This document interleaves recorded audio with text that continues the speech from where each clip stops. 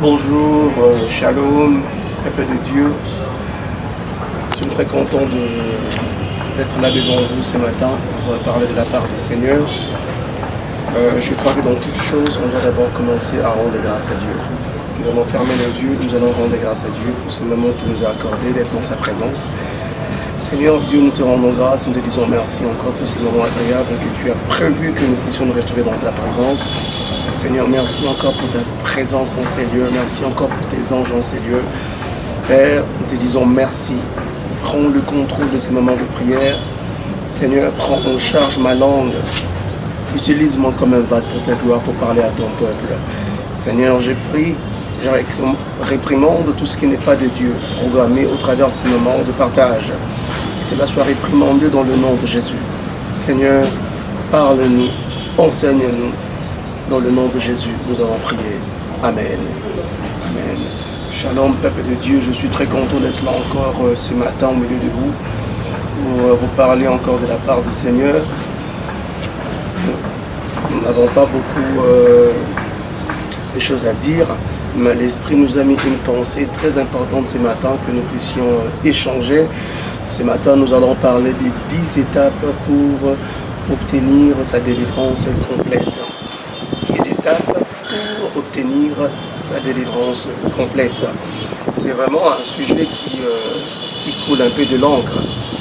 Vous voyez, aujourd'hui les gens sont dans la servitude, aujourd'hui les gens sont dans des problèmes à cause de la manque d'informations liées à la délivrance.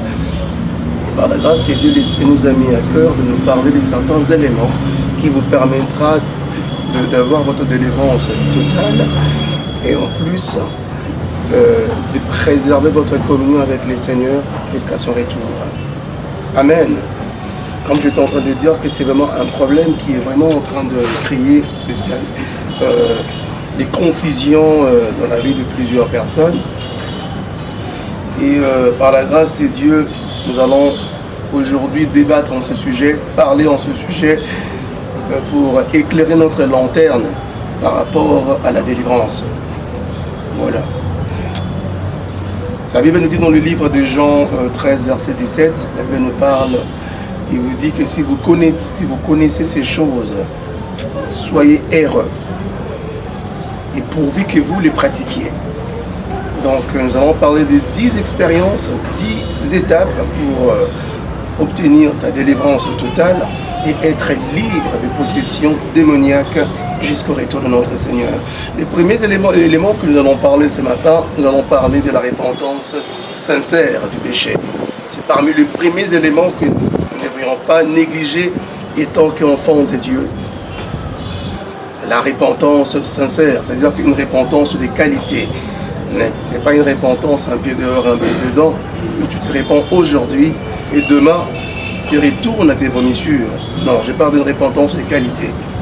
C'est très important. Ça te permettra d'avoir une délivrance totale des attaques démoniaques et aussi sur les possessions sataniques jusqu'au retour de notre Seigneur. La repentance, c'est vraiment le clé. La repentance, c'est la clé du salut. Et il n'y a pas de salut. Il n'y a pas de grâce sans le salut. Il n'y a pas la grâce sans le salut. La Bible nous dit même clairement, on nous pose la question, mais allons-nous demeurer dans le péché et que la grâce surabonde? C'est impossible. Ensuite, si nous aimerions que le Seigneur nous pardonne nos péchés, on doit être en mesure d'abord de confesser ce péché devant Dieu. La Bible nous dit, il est juste et fidèle pour nous pardonner nos transgressions. Quand tu confesses ce péché sincèrement devant Dieu, le Seigneur ne va pas t'abandonner. Le Seigneur va te pardonner et en plus, il va t'accorder ta délivrance. Souviens-toi, tu dois harmoniser avec Dieu parce que c'est Dieu qui donne la délivrance. C'est lui le libérateur de cœur affligé. C'est Dieu. Quand tu n'harmonises pas avec Dieu, quand tu n'as pas une bonne relation avec Dieu, sache-le bien, qui va t'accorder la délivrance? Qui va te délivrer si ce n'est pas Dieu? Donc tu dois avoir une bonne relation avec lui, tu dois confesser tes péchés sincèrement devant le Seigneur et le Seigneur va se rapprocher tout près de toi pour t'accorder la délivrance. C'est très important. C'est pourquoi tu dois être conscient de tes péchés. Quand tu as la capacité d'être conscient de tes péchés, tu donnes la puissance sur les pouvoirs de ténèbres. Quand tu reconnais tes péchés, tu auras la puissance sur les puissances, tu auras le pouvoir sur les puissances de ténèbres. Et tu le veux ou pas, le péché en soi, ça engendre les ténèbres. Quand tu es dans le péché, automatiquement, le ténèbre sera tout autour de toi. Le ténèbre sera tout autour de toi. Et quand tu es entouré de ténèbres, sache-le bien que la couverture protectrice des dieux va expirer dans ta vie. La couverture protectrice des dieux va expirer dans ta vie. C'est quand tu es dans le ténèbre. Donc, quand le Seigneur veut travailler avec quelqu'un, il va se rassurer que le péché ne se retrouve pas dans ta vie. Donc, c'est pourquoi tu dois éviter de pécher. Tu dois mener une vie de sainteté, une vie de justice. Et le Seigneur va t'accorder ta délivrance. Je déclare que la délivrance te localise dans le nom de Jésus. La grâce de mener une vie de sanctification, une vie de justice, soit ton partage dans le nom précieux de Jésus-Christ. Merci Seigneur Jésus. Merci. La Bible nous dit dans le livre des Actes 3, verset 19. On va lire Actes 3, 19. Ça parle toujours... Actes 3, 19.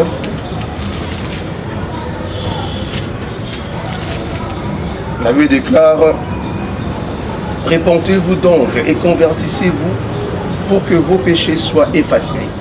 Donc c'est clair, donc on doit vraiment se repentir de tout le péché. On doit vraiment se repentir et Dieu nous fera beaucoup de bien.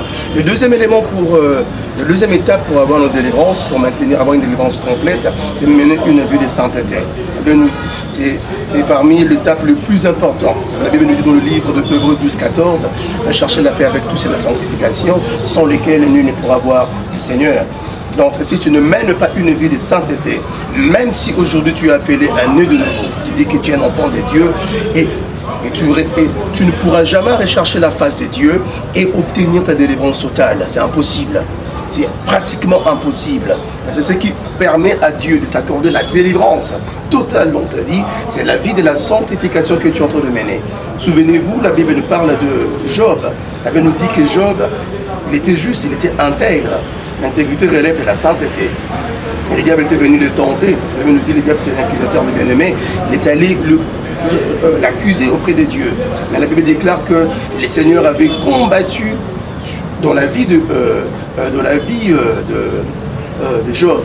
Il lui avait préservé, et la Bible nous dit tout ce que le diable avait volé après, le Seigneur avait restitué au centuple. Et c'est que le Seigneur avait ramené une délivrance dans la vie de Job à cause de la vie de l'intégrité, de la sanctification. Sache-le bien, quand tu mènes une vie de sainteté, un mode de vie sain, sache-le bien que les combats peuvent s'élever aujourd'hui dans ta vie, mais sache-le bien que ton Rédempteur s'élèvera le dernier. Sache-le bien que le Seigneur va t'en délivrer. Il dit dans sa parole, les malheurs attendent souvent le juste, mais il en délivre toujours. Et à la fin, le Seigneur va se glorifier et le Seigneur t'accordera la délivrance totale. Ce qui permet à Dieu de s'imposer dans ton combat et te donner la victoire et te donner la délivrance. C'est la vie de la sainteté en toi. Je déclare dans le nom de Jésus que la vie de la sainteté soit ton partage dans le nom puissant de Jésus-Christ de Nazareth. Merci Jésus, merci Jésus. Merci Jésus, merci. Et aussi vous devez savoir aussi que la vraie sanctification, la vie de la sanctification, je ne parle pas d'une sanctification aujourd'hui et demain tu abandonnes. Non, je parle d'une sanctification continuelle. C'est un antidote contre les possessions démoniaques et contre les attaques démoniaques. Sache-le bien. Et si tu veux aussi expérimenter, si tu veux expérimenter la délivrance totale, tu dois aussi te déconnecter de ce qu'on appelle de l'esprit du monde. Comme la Bible nous dit dans le 2 Corinthiens 6, 14 à 16, à 18. Vous voyez, l'amitié avec le monde, c'est l'inimitié avec Dieu. C'est quand tu veux vivre dans le modèle du monde et tu veux vivre pour plaire au monde, conformément au style de vie de ce monde, sache-le bien, c'est l'inimitié contre Dieu. Et tu ne pourras jamais plaire à Dieu. Même la délivrance, C'est difficile pour en avoir une délivrance complète. Tu dois vraiment crucifier la chair. Tu dois crucifier la chair. Tu dois tuer le moi en toi. Tu ne dois pas vivre conformément le modèle de ce monde, mais tu dois vivre conformément à la volonté de Dieu. Conformément, imiter Christ, dans le modèle du Christ. Et tu verras que ta délivrance sera totale. C'est vraiment un problème qui est vraiment... vraiment, on doit vraiment être différent de ce modèle de ce monde. On doit vraiment être différent. Et on ne doit pas marcher conformément les autres. Que les personnes ne te trompent. Parce qu'il y a des gens qui peuvent te dire que c'est impossible de mener une vie de sainteté dans ce monde qui est obsédé par le péché. Il y a des gens qui peuvent te dire comme ça c'est impossible. Laisse-moi te dire que c'est possible par celui qui croit. C'est possible par celui qui est déterminé. C'est possible par quiconque qui aime Jésus. Si tu aimes Jésus, tu veux marcher avec Jésus, tu vas marcher dans la sanctification. Tu vas marcher dans la sainteté. Un mode de vie qui plaît à Dieu. Le troisième élément pour maintenir sa délivrance, ou pour obtenir sa délivrance complète, le troisième élément, c'est ce qu'on appelle les prières de feu et les prières violentes. C'est aussi une autre étape qui est vraiment très cruciale. La Bible nous dit dans le livre de Matthieu 11, verset 12, depuis le temps de Jean-Baptiste, jusqu'à nos jours, le royaume des cieux est forcé. Ce sont les violents qui s'en emparent par la force. Et tu recherches ta délivrance, tu dois avoir une délivrance totale de puissance de ténèbres. Tu dois être vraiment prêt de faire des prières violentes et des prières agressives. Parce que parfois, on doit savoir que certains démons ne sont pas prêts de libérer leurs victimes au travers, par romance, par de prières gentilles. Non, en fait. Oui. L'unique langage que le diable a peur, c'est la violence spirituelle. Quand tu es violent spirituellement, quand tu fais le prière de feu, tu vas résister les diables, il sera loin de toi et tu auras la délivrance. C'est très important. C'est très important. La Bible nous dit dans le livre de Marc 5, 1 à 15, nous allons lire Marc 5, 1 à 15. Marc 5, 1 à 15.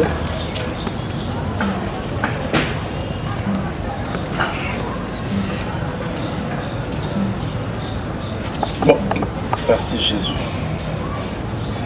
Je vais lire à partir de 12 par cause de notre temps. Et les démons lui prièrent disant, envoie-nous dans ces troupeaux, dans ces pourceaux, afin que nous entrions en eux. Et il leur permit, et les esprits impurs sortirent, entrèrent dans les pourceaux, et les troupeaux se précipitèrent des pentes escarpées dans la mer. Il y en avait environ 10 000, et ils se noyèrent dans la mer. Ce qui le faisait paître, s'enfuir, se répandirent la nouvelle dans la ville et dans la campagne, dans les campagnes. Les gens allèrent voir ce qui était arrivé. Le 15e verset, le dernier. Ils vinrent auprès de Jésus et ils le virent, le démoniaque, celui qui avait eu la légion, assis, vêtu et dans son bon sens. Ils le furent saisis de frayeur. Vous voyez, bon, c'est vraiment un esprit, c'est vraiment très clair. Là, on a vu une part de Jésus qui était en train de délivrer ces démoniaques. Donc voilà, certaines prières que tu dois faire pour résister à l'ennemi. La violence et l'agressivité. Et tu diras que le Seigneur va honorer ces prières et va t'accorder ta délivrance. Parfois les démons n'entendent pas, soit ils ne fléchissent pas devant certaines prières qui sont faibles, excepté les prières faites par violence et les prières faites par feu. Vous voyez, souvenez-vous même de l'histoire de Paul, pendant qu'il était en train de prêcher ses proconsuls. Vous voyez, il nous déclare qu'il avait libéré une prière de feu contre les démons. Et après ça, il avait libéré l'évangile auprès de gens, auprès de ses préconsuls. Donc, c'est dans Acte 13, 6, verset 12. C'est vraiment un exemple très palpable de cet esprit de prière violente ou de prière de feu. Le quatrième élément pour avoir sa délivrance totale, c'est les prières de minuit. Les prières de minuit, les prières régulières de minuit. C'est très important pour que tu aies au moins, sois délivré de toute forme de captivité démoniaque. Tu dois t'engager de prières de minuit, des prières régulières de minuit. Parce que c'est une chose, c'est vrai que les prières de minuit sont le minuit, en fait, c'est vraiment une heure de transaction, c'est une heure d'échange, c'est une heure là où les transactions spirituelles se font. Et c'est même le moment où, la plupart du temps, le démoniaque, les esprits ou bien les occultistes, ils sont là pour programmer le mal dans la vie de leurs victimes. Souvenez-vous, la Bible déclare même que pendant que l'homme dorma, l'ennemi vient s'aimer livrer parmi les bleus. C'est dans quel moment? C'est pendant que l'homme dorma, pendant la nuit. C'est dans la nuit que beaucoup de choses se passent. Vous voyez, même toutes les grandes résolutions d'ordre mondial, ce sont des décisions qui sont prises pendant la nuit. Pendant que nous dormions, mais pendant que les occultistes ou le démoniaque, les enchanteurs, ils sont là pour prendre les décisions contre nos vies pendant les heures de minuit. C'est pourquoi si tu aimes ta vie, tu deviendras un combattant, une combattante de prière. Tu vas te relever pendant la nuit et tu vas conditionner, tu vas programmer ta réussite pendant la nuit. Ce monde appartient aux guerriers de la nuit. Vous avez le guerrier de prière, ça appartient à eux. Quand tu vas te lever la nuit, prendre le contrôle de ta journée, prendre le contrôle de ta vie, faire de prières agressives, tu verras que ta vie ne restera plus la même. Je déclare dans ta vie tout ce que l'ennemi avait programmé dans ta vie pendant la nuit, je le déprogramme dans le nom de Jésus. Tu ne vas plus somnoler spirituellement dans le nom puissant de Jésus-Christ. Merci Jésus. Merci Jésus. Lamentation 2, 19, la Bible nous dit, Lamentation 2, 19, nous allons lire.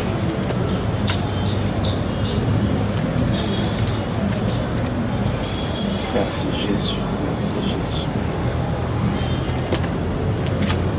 Merci Jésus, merci Jésus. Merci Jésus.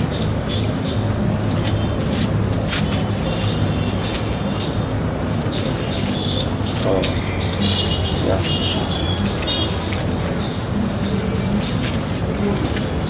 Lamentation 2, 19, la Bible déclare, lève-toi, pousse des gémissements à l'entrée de veille de la nuit. Et même la Bible nous parle on doit pousser des gémissements, on doit pousser des cris dans le veille de la nuit pour prier. C'est très important. La plupart des fois, la plupart des gens, nous avons des attaques démoniaques, des attaques te tuent. Toutes ces attaques sont planifiées pendant la nuit, pendant que toi tu dors. C'est très important. C'est pendant la nuit qu'ils exécutent leurs tâches maléfiques contre la vie des gens. C'est très important. C'est pourquoi ceux-là qui peuvent se réveiller pendant les heures de minuit, qui peuvent prier régulièrement, ils ont moins de problèmes. Surtout au sujet des attaques démoniaques et des possessions démoniaques. Ils ont moins de problèmes. Je déclare dans ta destinée tous les problèmes que tu as accumulés pendant la nuit à cause de ta somnolence spirituelle. Que ces problèmes soient déracinés dans le nom de Jésus. Que ces problèmes soient déracinés dans le nom de Jésus. Je déclare toute paresse spirituelle, toute somnolence, toute lourdeur spirituelle qui t'empêche à prier pendant la nuit, je le déprogramme dans le nom de Jésus. Je libère le feu de la délivrance, le feu de réveil sur ton autel de prière dans le nom de Jésus. Et cela soit en partage dans le nom puissant de Jésus.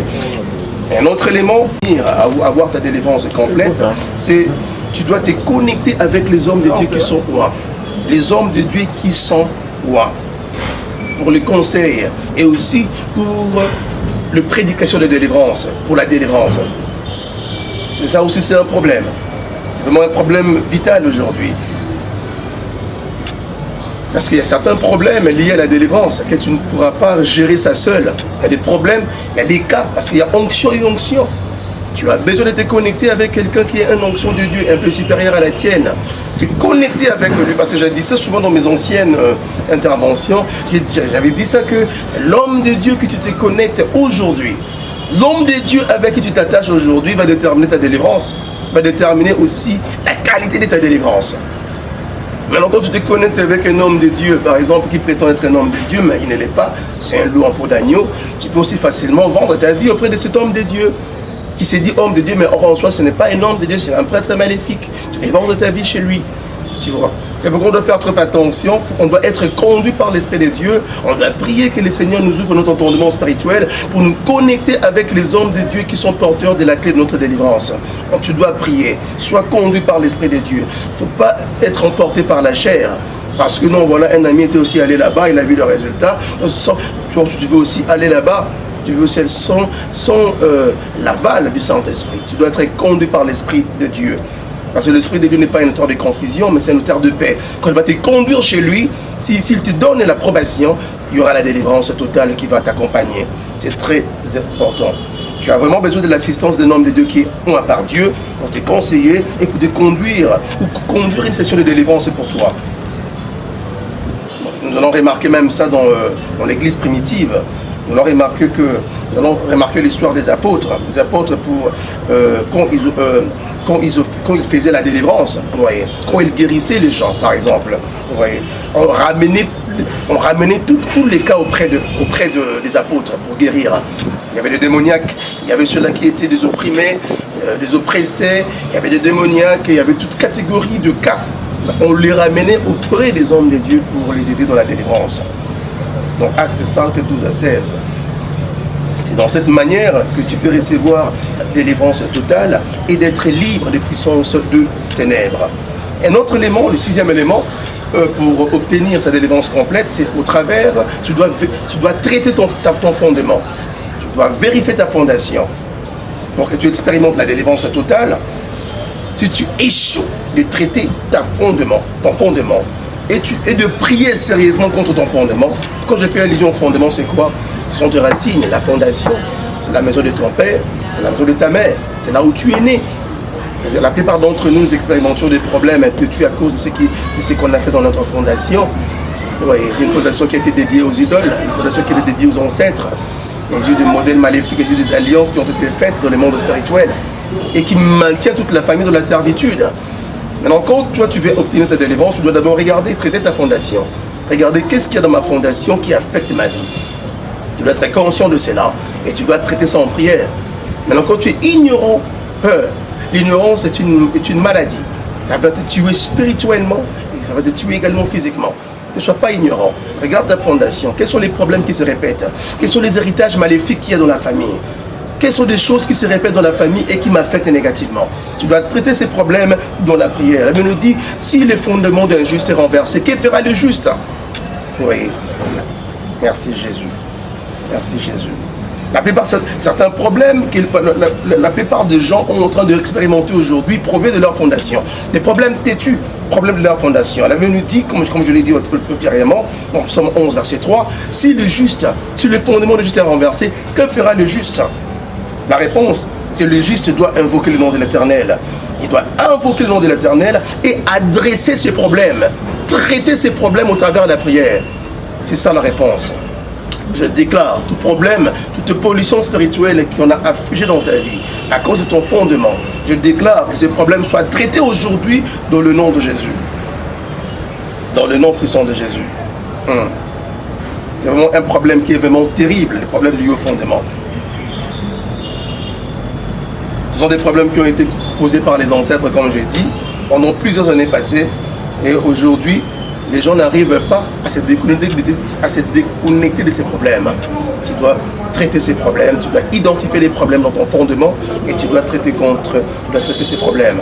Et le septième élément pour avoir sa délivrance, c'est tu dois aussi ce qu'on appelle veiller sur tes rêves. Veiller sur tes rêves.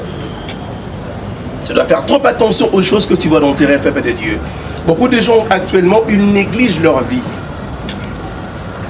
Ils négligent leur vie de rêve. Quand tu négliges ta vie de rêve, sache-le bien, tu es en train de négliger ta vie.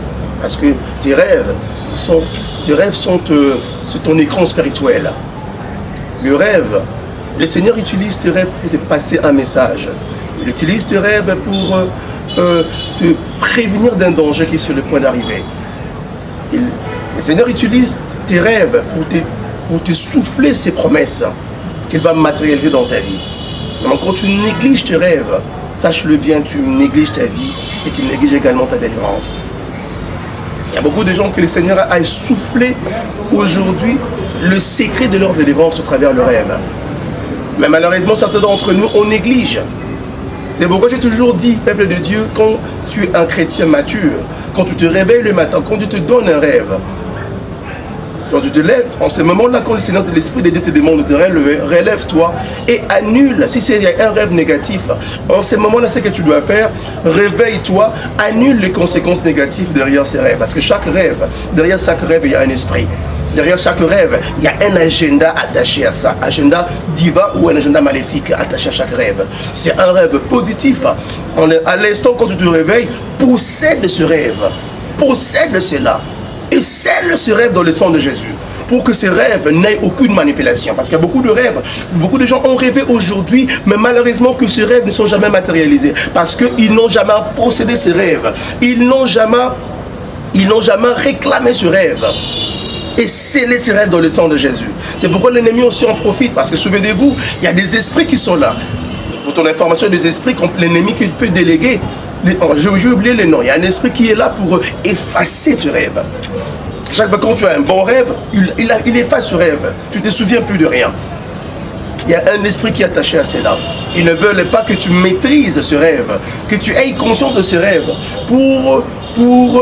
Parce qu'ils savent que si tu es conscient de ce rêve, si tu maîtrises, tu enregistres, tu mémorises ce rêve, tu sauras quoi faire. Et tu sauras quoi prier, comment prier pour avoir ta délivrance. N'ignore jamais tes rêves. J'ai pris que Dieu nous aide dans le nom puissant de Jésus-Christ.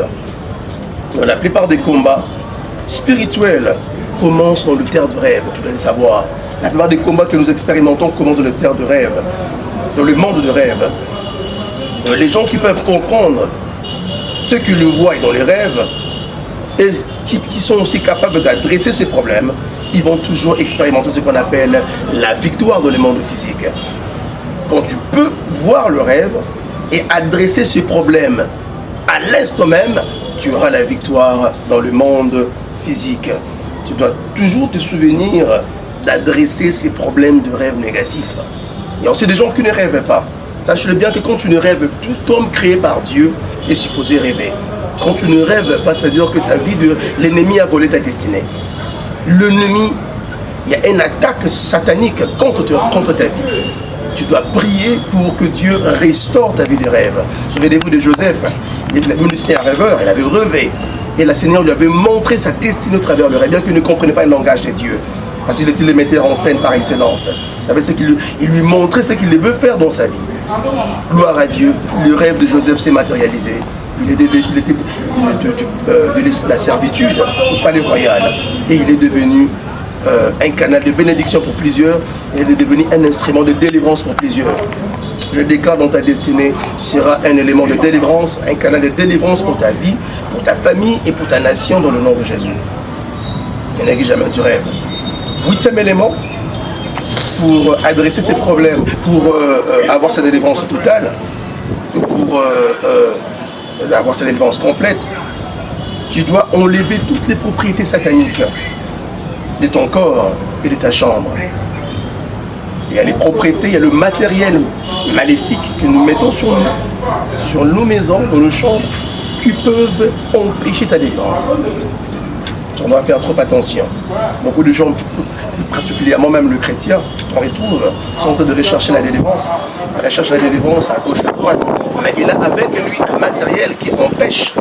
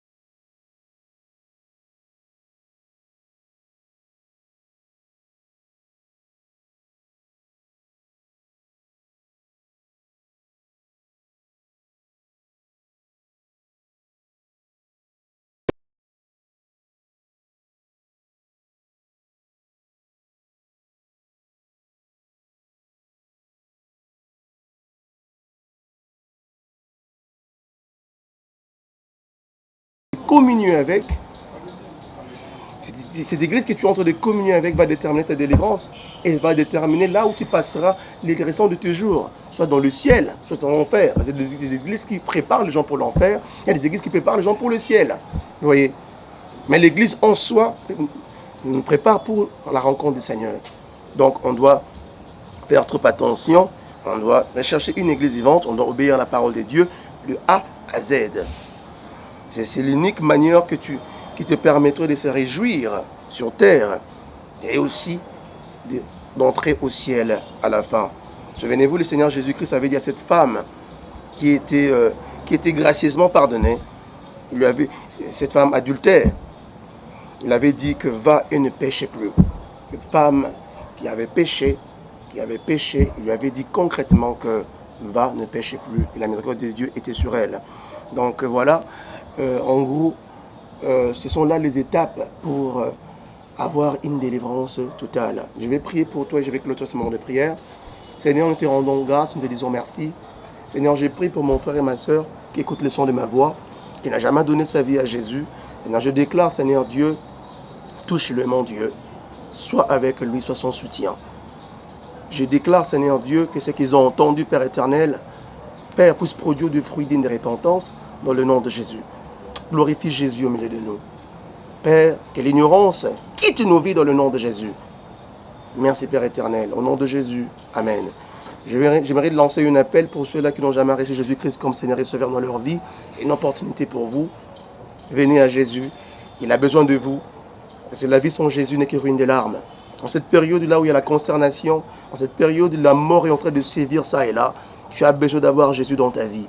C'est une opportunité que je te lance. Si tu n'as jamais reçu Jésus comme Seigneur et Sauveur dans ta vie, tu peux dire cette prière après moi. Seigneur Jésus, je te remercie parce que tu es mort à la croix pour moi. J'ai dit au revoir à ma vie de péché. Je te reçois comme Seigneur et Sauveur. Sois mon guide, sois mon maître. J'ai dit au revoir à ma vie de péché et j'entre dans le royaume de lumière. Sois mon Seigneur, guide mes pas. Au nom de Jésus. Amen. Si tu as fait cette prière après moi, n'hésite pas à nous contacter. Moi, c'est l'homme de Dieu, l'évangéliste Rodrigue Yalala, visionnaire de la mission Mieba, mission internationale évangélique Buisson Ardent. Nous sommes connectés sur le virtuel, nous n'avons pas encore un... Par la grâce de Dieu, bientôt nous allons avoir un siège social. Si vous voulez connecter avec nous, notre numéro c'est le 080.